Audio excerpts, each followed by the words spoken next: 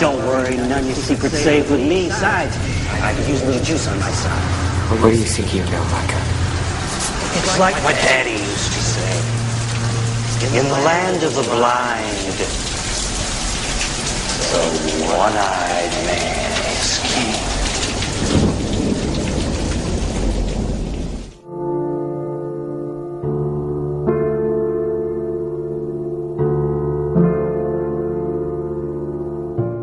It's not only strange in its economy, moving in the direction of globalization of an economy, a world economy, in which one people will now enslave all of mankind.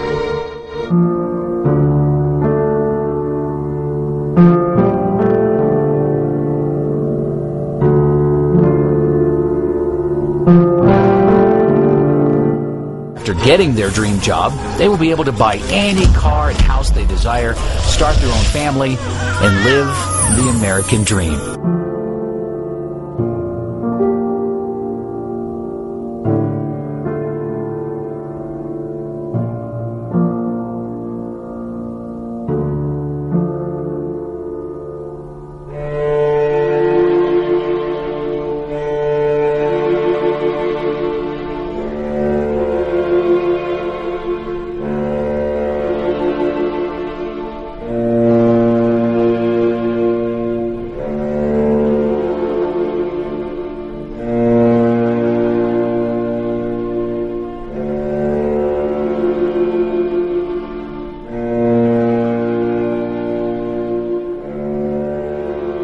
The Quran says, you are busy piling up, calculating, developing your careers, your money, your occupation, your wealth, until you visit the graves.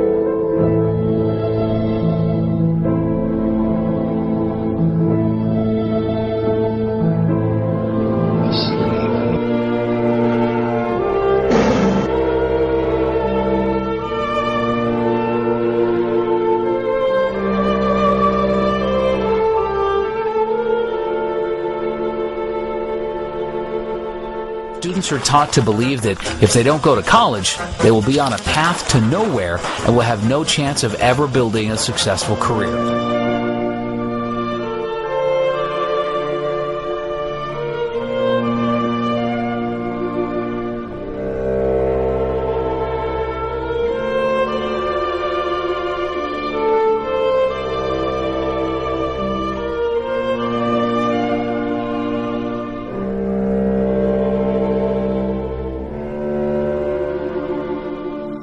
I'll tell you what they don't want. They don't want a population of citizens capable of critical thinking. They don't want well-informed, well-educated people capable of critical thinking. They're not interested in that. That doesn't help them. That's against their interest. That's right. You know something? They don't want people who are smart enough to sit around the kitchen table and figure out how badly they're getting fucked by a system that threw them overboard 30 fucking years ago. They don't want that. You know what they want? They want obedient workers. Obedient workers. People who are just smart enough to run the machines and do the paperwork, and just dumb enough to passively accept all these increasingly shittier jobs with the lower pay, the longer hours, the reduced benefits, the end of overtime, and the vanishing pension that disappears the minute you go to collect it. And now they're coming for your Social Social Security money.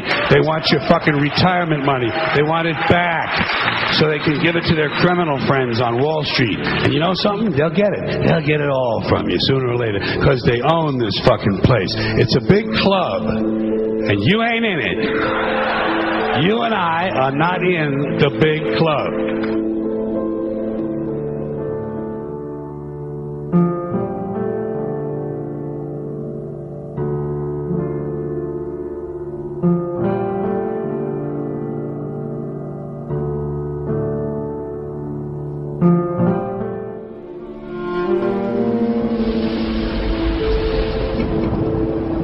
Let me tell you why you're here. You're here because you know something. What you know you can't explain, but you feel it. You felt it your entire life, that there's something wrong with the world. You don't know what it is, but it's there, like a splinter to your mind, driving you mad. It is this feeling.